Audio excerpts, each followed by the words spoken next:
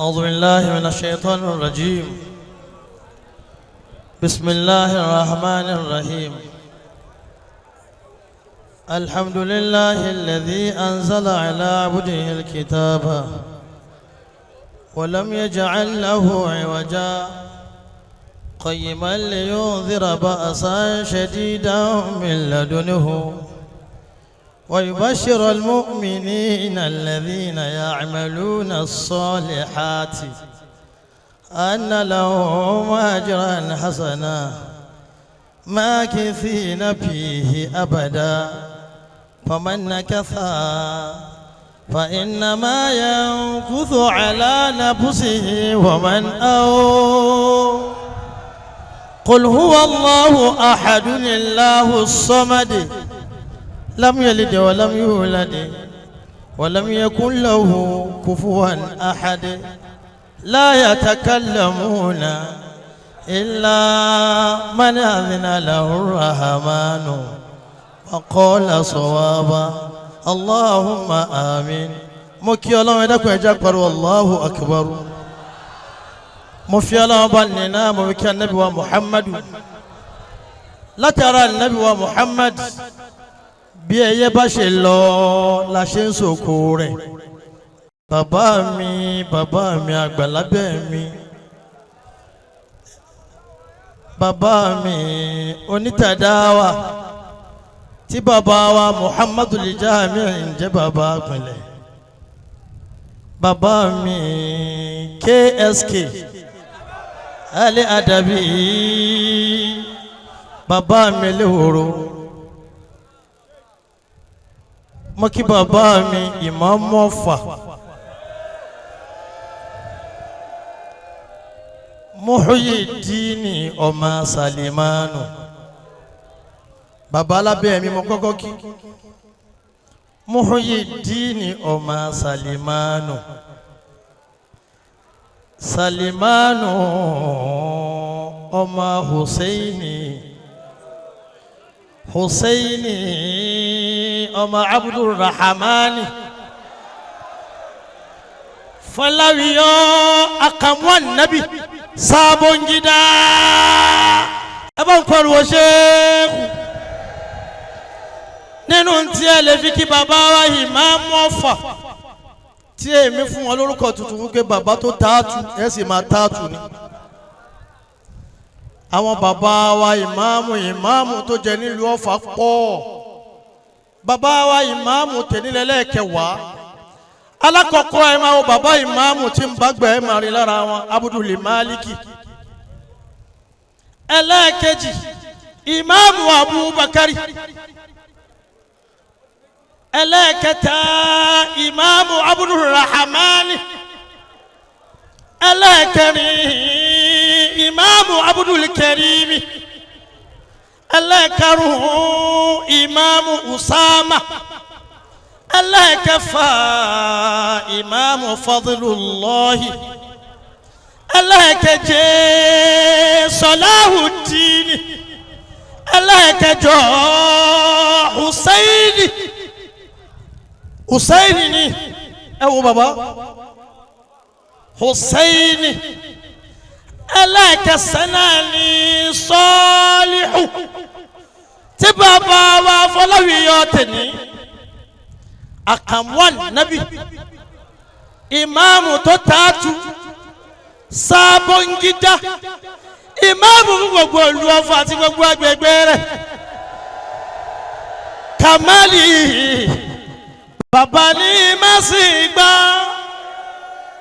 Kamali bàbá ní Màsígbà. yé oníwà pẹ̀lẹ́pẹ̀lẹ́ Ali Adabi oya Kamali bàbá ní Màsígbà. Kamali bàbá ní Màsígbà. oníwà pẹ̀lẹ́pẹ̀lẹ́ Adam bàbá Lágége Sheikhu Adam bàbá oya Kamali bàbá ní ìgbọ́dàdà Kamali. yé ọ̀yá oníwà pẹ̀lẹ́pẹ̀lẹ́ yé Kamali kó láwùdù Kamali oníwà pẹ̀lẹ́pẹ̀lẹ́ kó máa lọ bẹ́ẹ̀ mo ní yàrá kan náà ní àti Adam al-Ilori àti Kamaluddin al-Adabi àti bàbá wa Yusuf al-Abuhaji yàrá kan náà ní ẹni bá ló yàtọ̀ ọ̀tọ̀ bàbá mi lẹ́horo bàbá àmàmù lọ́fà Muhyiddin Kamali ọ̀yà Kamali yé oníwà pẹ̀lẹ́pẹ̀lẹ́ yé Kamali aha yé Sheikhu Kamali oníwà pẹ̀lẹ́pẹ̀lẹ́ ẹni àtẹ̀mọ́lẹ̀ tuntun kí ni pẹ̀lẹ́ gbígbà tí ó mọ̀ nǹkankan wa ibadur rahmani الذين يمشون على الأرض هونا وإذا خاطبهم الجاهلون قالوا سلاما oníwà pẹ̀lẹ́pẹ̀lẹ́ ali oya oníwà pẹ̀lẹ́pẹ̀lẹ́ ye oníwà pẹ̀lẹ́pẹ̀lẹ́ nínú wọn tún ní Sheikhuna Kamali Al-Adabi Mufti àkọ́kọ́ f'Olóyè Ìlọrin yé bàbá oníwà pẹ̀lẹ́ bàbá ní máa sìn gbà nínú wọn tún ní Sheikhuna Lagbaji ọ̀yà Sheikhu Yusufu lára wọn tún ní àfọ́ní tàdáwà Muhammad Jamiu oní tàdáwà ọ̀yà nínú wọn tún ní Sheikhuna Salati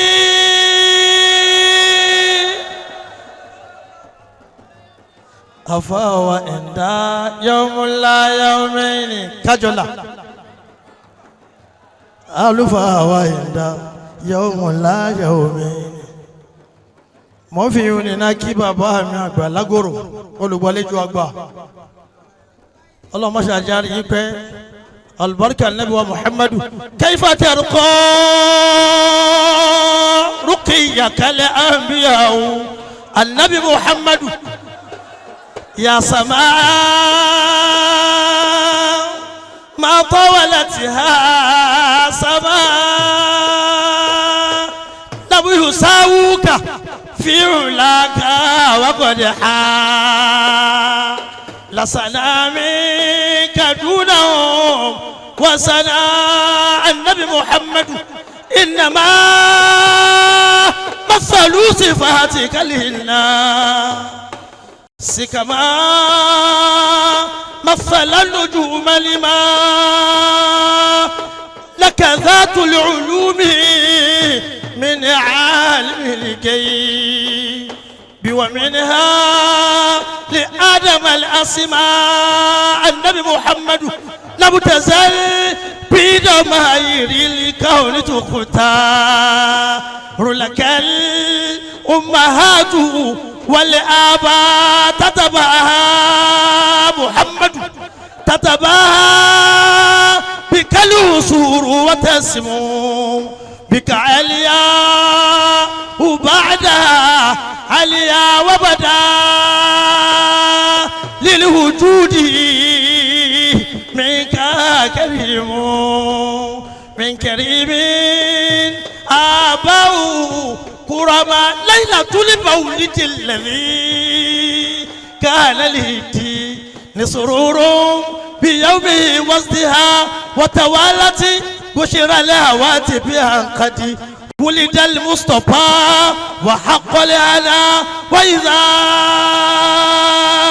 سخر الإله ناسا أبو قرينة لسعيد فإنهم سعداء هذا ألف النسك محمد ألف النسك والعبادة والخل وتتقلوا وهكذا النجبا وإذا حلت الهداية قلبا نشطت في العبادة الأعظم صل يا ربي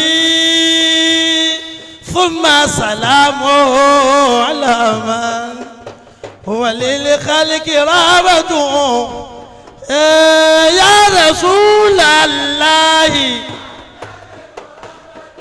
النبي masa yau ubangiji shine wanda aka aiko shine ya fi kowa annabi mai girma shine mai rahama mai gidan kowa mai adalci rasulul malahimi rasulur rahati imamul mursalin إمام المتقين صاحب الشفاعة هرامة الله نعمة الله النبي بشير يا مبشر رسول الله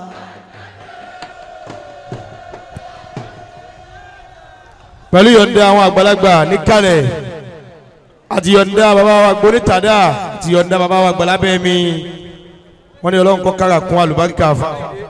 à ń lọ́dọ̀ bàbá wa mọ́mọ́ ọ̀fà ṣe ṣe ewu jama. ṣéèkù. ẹ bá ń ṣe ṣe ewu lẹ́ẹ̀kan sí i.